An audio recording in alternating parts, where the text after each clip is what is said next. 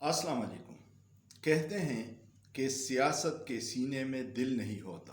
یہ بالکل صحیح ہے۔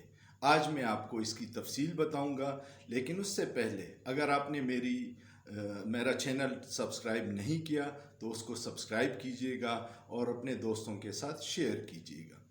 سیاست کے سینے میں دل کیوں نہیں ہوتا؟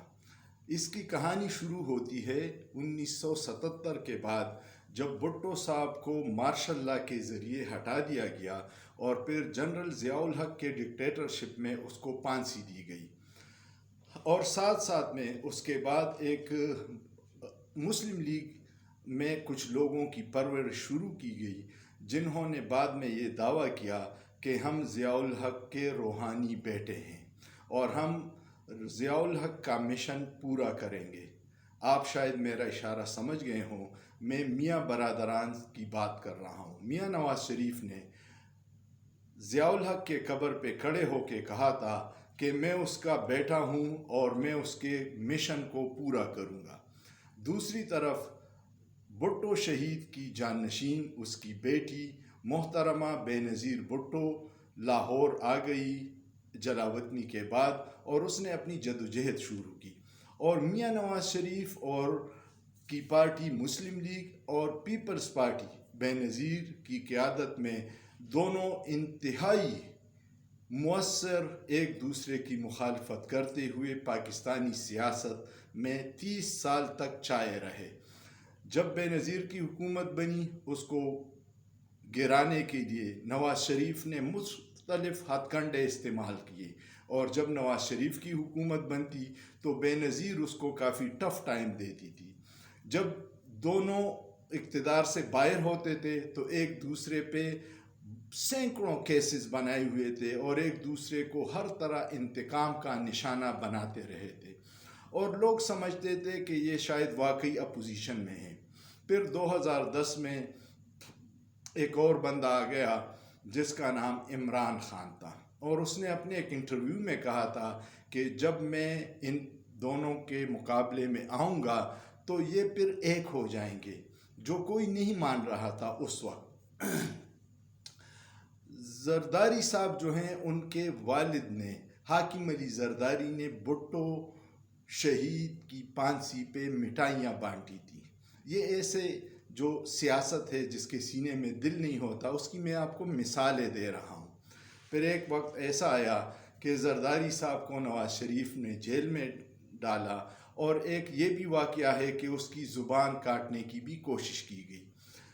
شہباز شریف صاحب اکثر جلسوں میں تقریر کرتے تھے کہ میں زرداری کا پیٹ پاڑ کے اور اس سے سارا کرپشن کا جو پیسہ ہے وہ باہر نکالوں گا، اور اس کو پشاور، لاڑکانہ اور لاہور کی سڑکوں پہ گھسیٹوں گا۔ یہ ان دونوں کی انتہائیں تھیں جو ایک دوسرے کے ساتھ کرتے تھے۔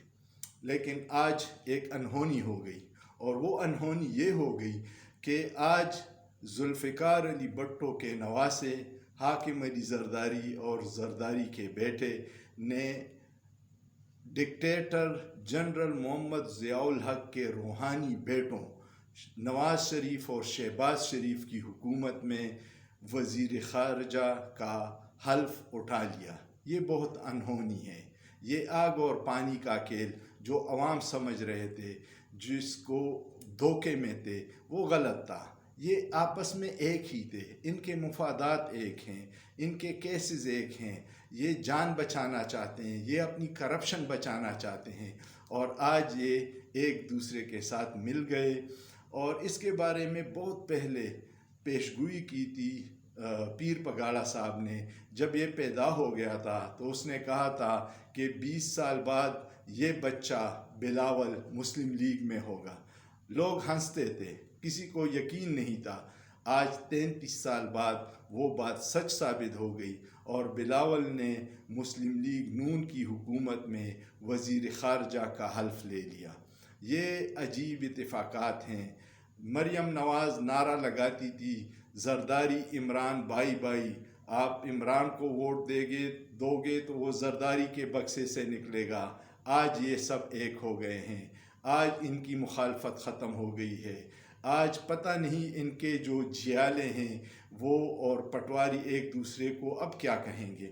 اور میرے خیال میں مجھے دکھ اس بات کا ہے کہ آج بھٹو شہید اپنے قبر میں بہت بے چین ہوگا، اور بے نظیر شہید بھی اپنے قبر میں رو رہی ہوگی کہ میرے شوہر نے میری پارٹی اور بھٹو کی لیگیسی کو کہاں لا کے کھڑا کر دیا۔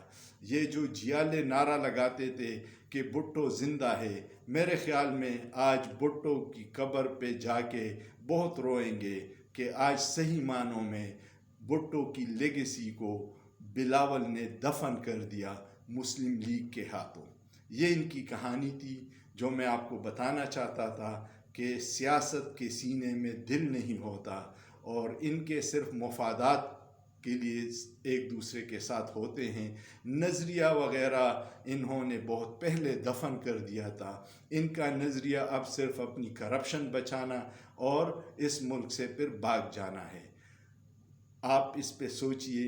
اگر آپ کو یہ باتیں اچھی لگے، اس ویڈیو کو شیئر کیجئے گا اپنے دوستوں کے ساتھ، لائک کیجئے گا، اس پہ کمنٹس کیجئے گا، اور اپنے رائے کا اظہار کیجئے گا کہ کیا آج بھٹو صحیح معنوں میں دفن ہو گئے ہیں۔